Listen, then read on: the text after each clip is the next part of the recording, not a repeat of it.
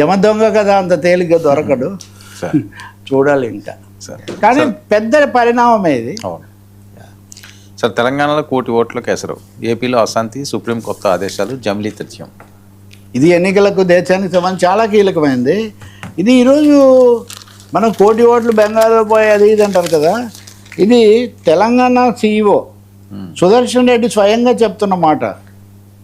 Sir anomalies may cross 1 crore in state. 1 కోటికి పైగా తప్పిదాలు, అవకతవకలు రికార్డ్ అయ్యే అవకాశం చాలా ఎక్కువగా ఉందని. 1 కోటికి పైన అంటే మీరు చూడండి, దాదాపు ఒక 5వ వంతు ఓట్లకు, 1 కోటి ఓట్లకు ఎసరు వచ్చిందంటే ఎసరని మీరు ఎలా చేస్తారండి?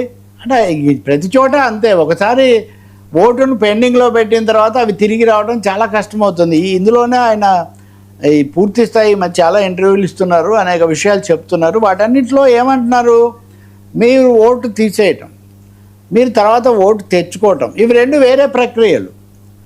సర్ ఎన్యూమరేషన్ ఫామ్ కింద మీ ఓటు పోవటమేమో అది సర్ కింద జరుగుతుంది.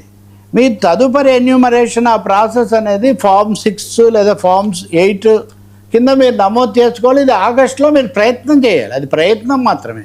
అంటే తొలగించడము, పక్కన పెట్టడం తథ్యం. రావడము రాకపోవడము మీ అదృష్టం. దానికి సంబంధించిన డాక్యుమెంట్లు, పత్రాలు ఇవన్నీ చాలా 12 పత్రాలు అవి ఏదో చెప్తున్నారు. కానీ నాకు ఆధార్ ఒకటే సరిపోదు అనేది ఒకటైతే చాలా నిజం. అదే 1 కోటి ఓట్లు తెలంగాణలోనే. అంటే ఇప్పుడు ఆంధ్రాలో ఇంకా కొంచెం కాంప్లికేటెడ్గా ఉంది తెలంగాణలో కంటే కూడా.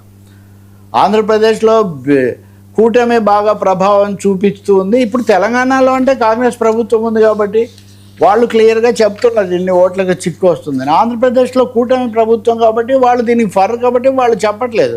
కానీ అదే సమయంలో వైసీపీ వాళ్ళు లేదా వామపక్షాలు వాళ్ళు చెప్తున్నారు. ఇతర చోట్ల కూడా, ఒరిస్సాలో కూడా 20 లక్షల ఓట్లు పోయాయని ఇప్పుడు వచ్చాయి. కాబట్టి ఈ సమస్య చాలా తీవ్రంగానే ఉండబోతుంది. ఒక రాజకీయ అశాంతి కూడా ఏర్పడుతోంది. రేవంత్ రెడ్డి చాలా చోట్ల ముఖ్యమంత్రి ఆయన ఒక ప్రకటన చేశారు. ఏమని, సర్ అయిన తర్వాత జమిలీ ఎన్నికలు తథ్యంగా జరుగుతాయి. జమిలీ ఎన్నికలు అంటే పార్లమెంటు, అసెంబ్లీ. తెలంగాణలో ఇంతవరకు 2 విడివిడిగా జరుగుతున్నాయి కదా గత 2 సార్ల నుంచి. ఇప్పుడు జరిగేది ఏమంటే, మొన్ననే జేపీసీ ఒకటి ఉంది ఈ విషయాలు పరిశీలించడానికి, జమిలీని పరిశీలించడానికి వేసిన జేపీసీ చైర్మన్ కూడా 2029లో ఖచ్చితంగా జమిలీ ఎన్నికలు జరుగుతాయి, అన్ని రాష్ట్రాలు ఒప్పుకోకపోయినా కొన్ని రాష్ట్రాల్లో అయినా మేము జమిలీగా జరుపుతామని ప్రకటించారు.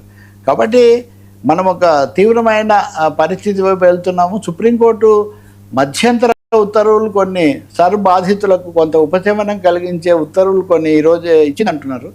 ఏమి ఇచ్చినా వాళ్ళు ఈ ప్రక్రియకి ఏమి వ్యతిరేకంగా లేరు. కాబట్టి big danger to the vote and election.